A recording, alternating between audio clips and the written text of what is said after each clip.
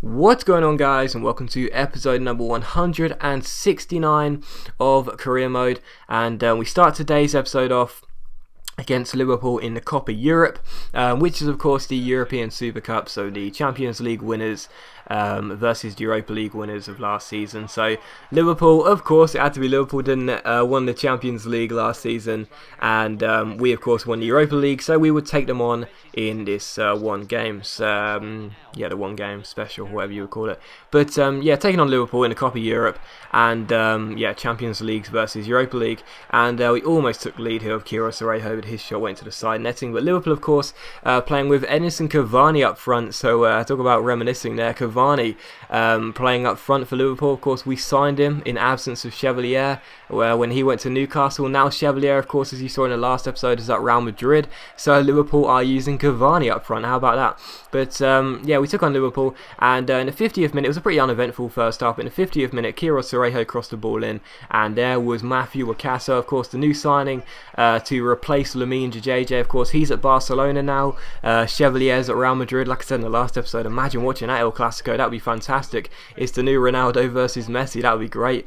But yeah, Liverpool 0, Sunderland 1. Wakaso with the goal, and straight from kickoff, Liverpool give the ball away. Kurt Zouma picks it up and finds Cuvelier. Cuvelier plays the ball eventually, here we go, to Kaglar Yelen, back to Kurt Zouma. We're just trying to keep possession really, because Liverpool were on top in the first half, but Manini finds Yelen here. Yelen plays the ball through his legs and finds Kiro Sorejo. Sorejo finds Cristiano Ronaldo. Ronaldo against Reece Bennett, gets past him, and with his right foot rifles the ball into the bottom corner. Of course, Ronaldo, now 34 years old, he's getting on. He's no longer the best player in the world. He's just some kind of, you know, old man.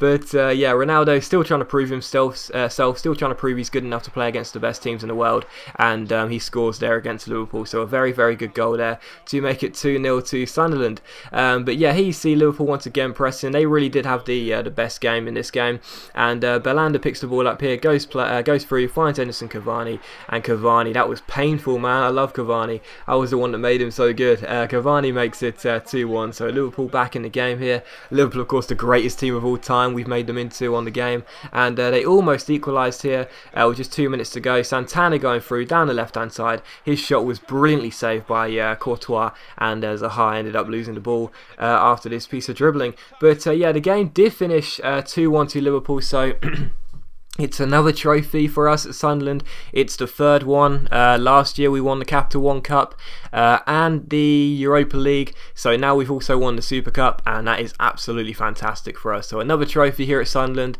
and yeah, good to beat Liverpool, of course, because Liverpool are now our sort of rivals now, due to how this series is planned out. But anyway, as you can see by the title, I have a question for you guys, and that is, what would you like to see me do in episode 200? Now, I know it's 31 episodes away, so that's quite a lot of episodes, but considering I do career mode pretty much every single day, you know, it's going to happen. We're going to hit 200. I know we will. So why don't you comment below? I'm genuinely interested. So please comment below.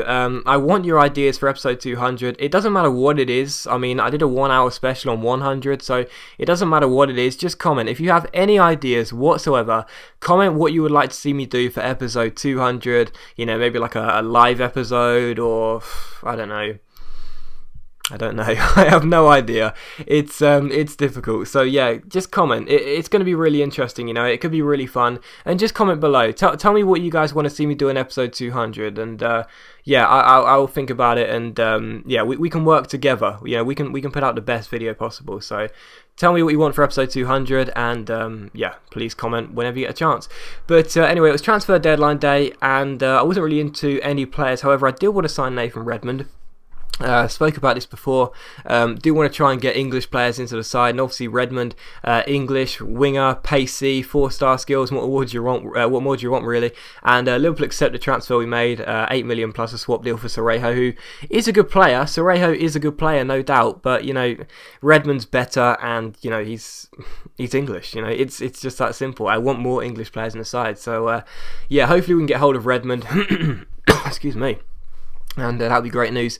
But yeah, it was transfer deadline day, of course, and the only player I was into was Nathan Redmond. So quite frankly, I was just running down the clock and hopefully he'd accept a contract, and eventually he did. So Redmond comes into the club, and that is fantastic news for us as he puts pen to paper.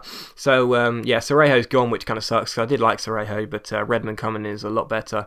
But with 2 hours to go, 1 hour to go, Liverpool also completed the signing of Stefan Bahoken. Is that how you pronounce that? You'll see in just a moment.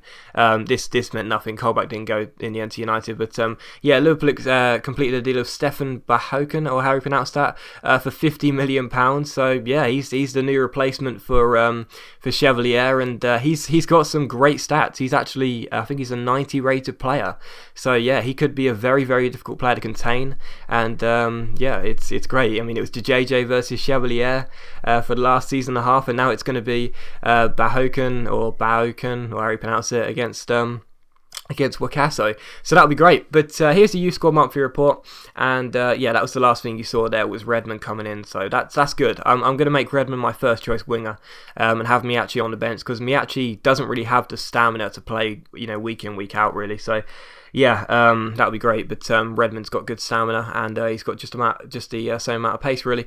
But here is a squad report, the first one of the season. I've been waiting to do this. I thought I'd wait until the transfer window was over, because otherwise it would be kind of pointless. But yeah, here is the squad report, and it's looking a lot better now. It's looking like a Champions League squad, a Champions League winner squad, I should say. You know, with players like Yelen and obviously Wakaso and the Townsend now 84. You know, there's some great players in there, and yeah, I mean, the board want us to get to the final of the Champions League. That's a big ask, but it's doable. It's doable. It's going to be a big ask, but it's doable.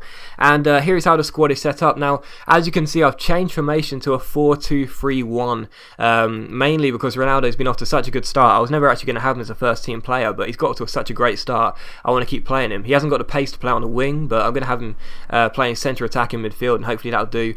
And yeah, Ward-Prowse playing holding midfielder doesn't really work because he's got the high attacking work rate, but don't really have a defensive midfielder. Khedira's good, but he's not that good.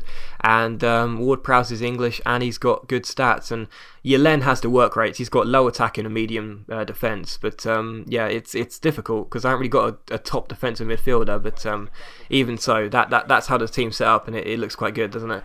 But anyway, we took on West Ham for the second game of this episode, and of course, coming to Upton Park was going to be a difficult game here in London, and they almost took the lead here, but Courtois was on hand to make the save before the header hit the post. That was just after the half-an-hour mark as Manini cleared the ball away. But a few minutes later, we picked the ball up. Nathan Redmond down the right-hand side, the new signing, skips past our old left-back Billy Knott, who was already on a booking. He couldn't cope with Redmond's pace, and he couldn't do it there either. Redmond comes through, fizzes the ball in, and there is Matthew Wakaso, who makes it 1-0 to Sunderland. So West Ham behind on the 40-minute mark, and that was fantastic news for us. But unfortunately, just after the hour mark, Ravel Morrison's corner was met by the head of James Tompkins, and that made it 1-1. So unfortunately, we weren't ahead for the entire game, and 25 minutes later, West Ham had equalised. With 10 minutes to go, it looked as though the game would finish 1-1, and we would have to settle for a point. But Ryo Miyachi off the bench comes down the right hand side here. Nice little Berber spin to get around Billy Knott. Plays the ball in to James Ward-Prowse, and like I say, he's not really a defensive midfielder, but at the high attacking work rate does come in handy when we need to score a goal late on, because he bombs his way up the pitch and finds himself in the opposition penalty area. He scores the goal, and that makes it West Ham 1, Sunderland 2. So the winning streak continues. It's still been a 100% start to the season, and that is fantastic for us as we take all 3 points back to the northeast. But on Tuesday night, we took on Burnley at Turf Moor in the Capital One Cup. Of course, we are now the holders of this competition after winning it last year against Manchester City. But even so, I still put out a backup side. You know, Championship Burnley, you know, with a backup side which is still very good. Players like Miyachi and Hellenius, and of course Felipe Marcano, and of course the best player in the world, Paulo Gazzaniga. So yeah, when Ryo Miyachi scored in the 12th minute here, it looked like it was going to be plain sailing. And just 10 minutes later, we picked the ball up again. Nicholas Hellenius Alenius fires the ball out wide to Jonathan Sido, who takes a shot with his right foot, but unfortunately it hits the post. So we were dominated from the start, but in the 37th minute, you see Tracy here down the left-hand side, crosses the ball in, and the header is well saved by Paulo Gazzaniga, by an outfield player wearing the goalkeeping trousers. How about that? But yeah, good save by Gazzaniga, and from that resulting corner, Ben Mee heads the ball over the bar. So still 1-0 to Sunderland, and just after the hour mark, Felipe Marcano finds Nicholas Alenius. Alenius chips the ball into Riley. Riley cushions the header down to Sido, and this was such a nice team goal. That really was nice. The nice little cushion header by Joe Riley, a great little knee up by Sido, and a great volley as well. So 2-0 to Sunderland. Game, set and match really, to be honest. No disrespect to Burnley, but I couldn't see them coming back from that. However, they did almost equalise, put themselves back in the game here. Lafferty hitting the post before the ball came to Corker, who managed to get the ball away to Riley. But it was all Burnley really after that goal. Burnley were doing their best to get themselves back into the game. Daly down the right hand side here, and Howison with an absolute sitter, with an absolute howler, putting the ball wide there. So still 2-0, and with just a minute to go, Gazzaniga pulled off another good save, well stopped by the Argentine, and that finished Burnley 0, Sunderland 2. So through to the next round of Capital One Cup. No real surprise. It wasn't that difficult, but we did survive a bit of a late scare, and yeah, we do go through to the next round of the Capital One Cup. We also managed to sign Richard Gape, one of those youth squad players. He's a holding midfielder who's, you know, not bad. 71 rated for a 16-year-old. Got the tactician, what's it called, speciality. Some good stats. Look at that, marking 81, stand tackle 81. Not bad for a 16-year-old, and yeah, not bad work rates either. So pretty decent, and yeah, we'll try and sort of morph him into a first-team player. But here are these scout reports we got, and to be honest, again, the players looking quite poor, to be honest. But yeah, it's to be expected, and he's hoping they can improve next time. But yeah, still not really getting the best young players. But anyway, as always, guys, a big thank you for watching. I really hope you have enjoyed this video. If you have, please leave a like. It literally takes 1 second, and only takes a second, and it really does help my channel out. And also, do not forget, comment below, what do you want to see for episode 200? I need as many ideas as possible, so just comment below, and yeah, let me know. I'll see you next time.